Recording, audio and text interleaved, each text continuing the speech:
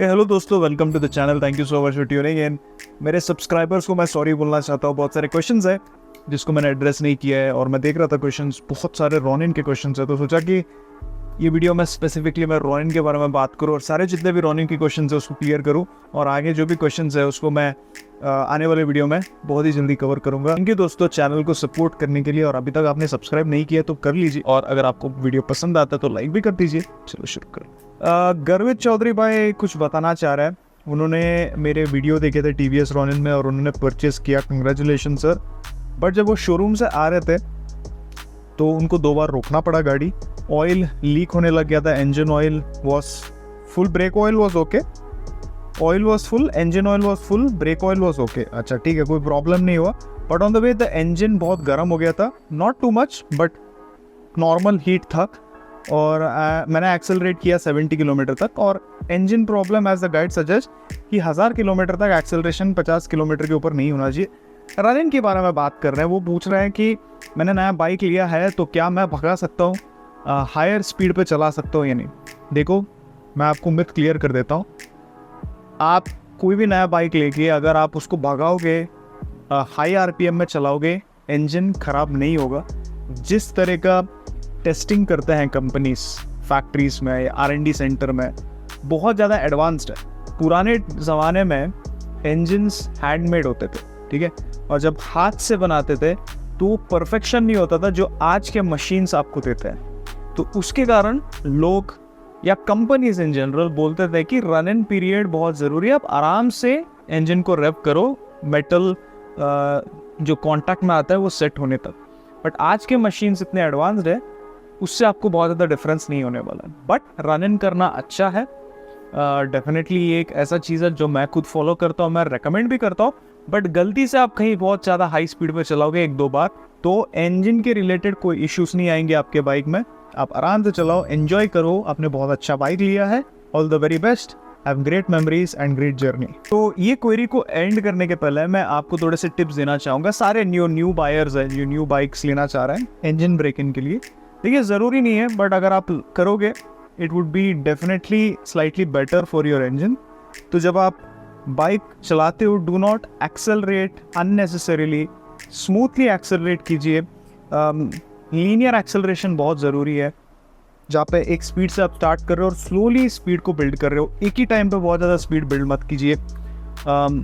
और higher RPM में लेके जाना ज़रूरी है, बट बहुत देर तक मत रखिए बाइक को।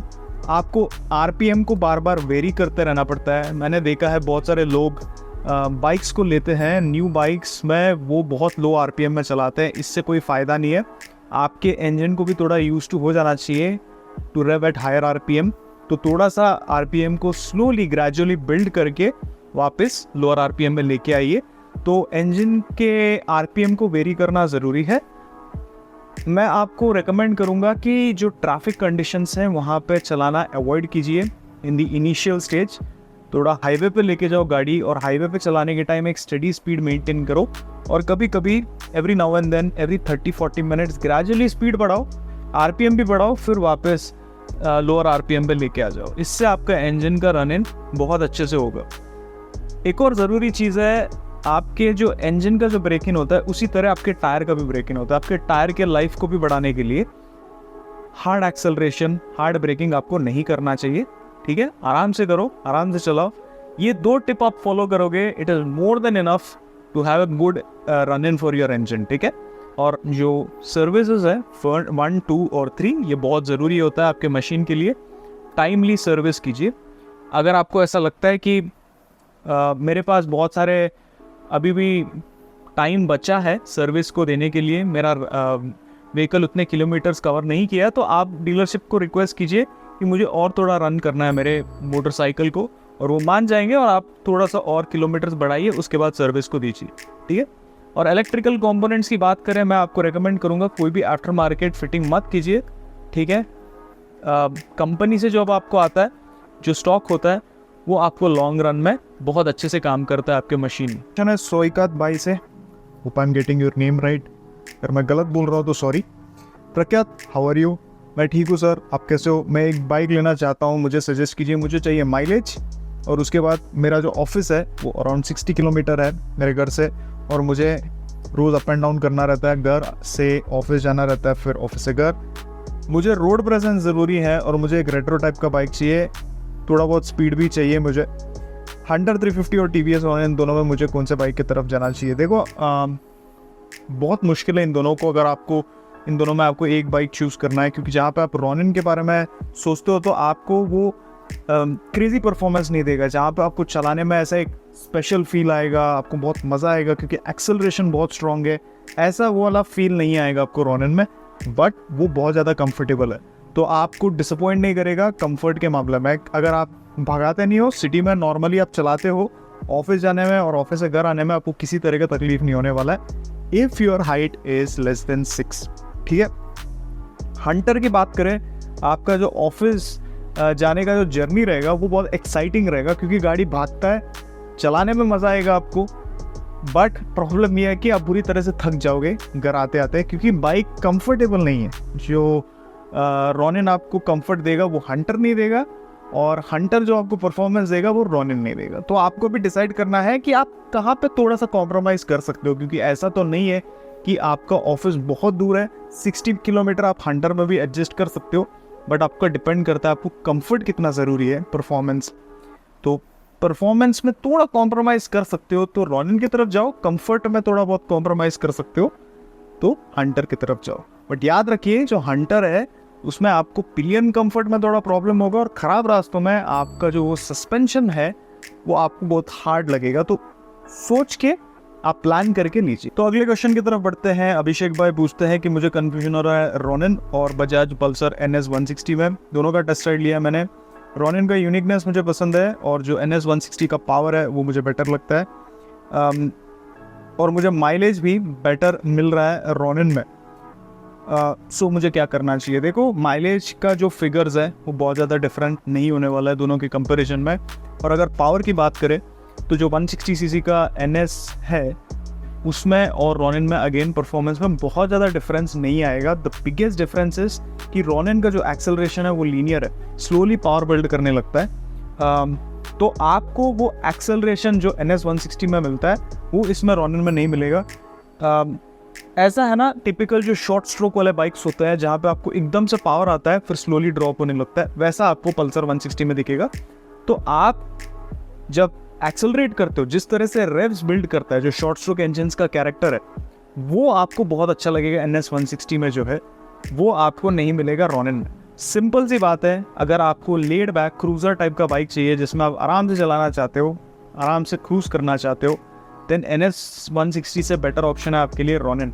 NS 160 आप ले सकते हो अगर आपको भगाना है, रेव करना है, आपको वो ऑड वाले लुक्स नहीं चाहिए, आपके लिए ऑड नहीं है, आपको ठीक लगा तो आप डेफिनेटली रॉनिन की तरफ जा सकते हो, वो आपके लिए बेटर ऑप्शन है। परफॉर्मेंस में थोड़ा सा कॉम्प्रोमाइज़ कर लीजिए, क्योंकि माइलेज में बहुत ज़्यादा कॉम्प्रोमाइज़ नहीं है। बाइक यूनिक है, लुक्स भी ठीक ठाक है, आपको टेक्नोलॉजी वाले फीचर भी मिल जाते हैं, मॉडर्न भी है, और इंजन के स्मूथनेस की बात करें तो वो भी मुझे थोड़ा बेटर लगा, रिफाइनमेंट और स्मूथनेस। बस ये है कि लुक्स अच्छे हैं, बट बस ये है कि सबके लिए नहीं है, it's very polarizing, you will either hate it और लाइक इट। और एक और प्रॉब्लम ये है कि अगर आपका हाइट 6 के ऊपर है तो आपको थोड़ा सा प्रॉब्लम हो सकता है, आपको टेस्ट राइड करना पड़ेगा। ठीक है, देखिए जो रॉनिन जो मोटरसाइकिल है, इसका जो डिज़ाइन है वो काफ़ी पोलराइजिंग है, और ये पोलराइजिंग इसीलिए है क्योंकि इसका जो फ्रंट हैंड है ये क्रूज़र का है, और जो रेयर हैंड है वो स्क्रैम्बलर का है। स्क्रैम्बलर का खासियत ये है कि आप उसको सिटी में चला सकते हो, और आप उसमें कंफर्टेबली सैडलिंग भी कर सकते हो। It's easy to control the motorcycle. Cruiser bike की बात करें, it feels cumbersome to drive in the city, but ये बहुत ज़्यादा कंफर्ट आप और स्टेबिलिटी देगा आपको, स्ट्रेट लाइन स्टेबिलिटी हाईवे पे। तो इस बाइक में आपको स्ट्रेट लाइन स्टेबिलिटी बढ़िया मिलता है क्योंकि क्रूजर का फ्रंट एंड है, और जो फ्लिकेबिलिटी नेचर है वो भी आपको ठीक ठाक मिलता है। स्क्रैम्बलर का जो रेयर और बॉडी है वो स्क्रैम्बलर टाइप का है, तो आपको उस पर फ्लिकेबिलिटी और हैंडलिंग भी बढ़िया मिलता है। अब बात ये है कि इट फील्स गुड, बट जब आप इसका स्ट्रेट लाइन स्टेबिलिटी और फ्रंट एंड एक क्रूज़र के साथ कंपेयर करने लगते तो आपको फील होता है कि हाँ, मतलब पीछे के स्क्रैम्बलर वाले रेयर एंड और शॉर्ट लेंथ की वजह से वो नहीं कर पा रहा है TVS रॉनिन, और आपके जो पीछे वाला स्क्रैम्बलर वाला लुक है और स्क्रैम्बलर वाला हैंडलिंग है वो आपको ऐसा लगता है कि भाई बढ़िया स्क्रैम्बलर वाला हैंडलिंग देगा, बट जब आप चलाते हो जो वो फ्रंट एंड है उसकी वजह से वो स्क्रैम्बलर का जो हैंडलिंग है वो नहीं मिलता है। सो इट्स वेरी एवरेज, आपको कोई भी पॉइंट में डिसअपॉइंट नहीं करेगा। आप एक्सपेक्टेशंस बहुत हाई नहीं रखते हो एक पर्टिकुलर एरिया में, जैसे हैंडलिंग मेरे लिए बहुत ज़रूरी है, तो आपको बहुत डिसअपॉइंट करेगा रॉनिन। आपको एक लेड बैक मोटरसाइकिल चाहिए and you are not expecting so much in a particular area and आपको एक ऑल राउंड प्रैक्टिकल बाइक चाहिए, then Ronin is a good option. तो सारे बाइक्स में इश्यूज है, हाइनेस में भी इश्यूज है। CB350 का जो सर्विस कॉस्ट है वो इतना बढ़ चुका है कि कोई भी अगर इस बाइक को लेगा तो वो डेफिनेटली परेशान हो जाएगा उसके सर्विस कॉस्ट को देख के। उसके बाद जो हाइनेस का गियरिंग है वो सबके लिए नहीं है। और अभी क्लासिक की बात करें, क्लासिक भी परफेक्ट मोटरसाइकिल नहीं है, उसमें भी इश्यूज है। तो सारे बाइक्स में इश्यूज होते हैं, अच्छी चीज़ें भी होते हैं। आपको समझना है कि आपको क्या चाहिए at the end of the day, आप क्या चाहते हो, ठीक है। और अगर आपको कोई मोटरसाइकिल पसंद आता है और आपको उसका रीज़न नहीं पता है क्यों आपको पसंद आ रहा है, then you should always go and buy that motorcycle, ठीक है। क्योंकि उसमें कोई भी इश्यूज आएंगे वो आपको डिसअपॉइंट नहीं करेंगे, आप एडजस्ट करोगे because you actually like that bike. तो मेरा रिकमेंडेशन है, पहले स्टडी कीजिए कि आपके नीड्स क्या है, उसके बाद डिसाइड कीजिए। Ronin comfort laid back cruiser है और आपको कोई भी एक्सपेक्टेशंस नहीं रखना है कोई एरिया में, जैसे परफॉर्मेंस या handling. You will always be happy with it. Thank you दोस्तों सपोर्ट करने के लिए चैनल को। मैं फिर से मिलूंगा आपसे। Take care, always ride safe, wear your helmet. Bye bye.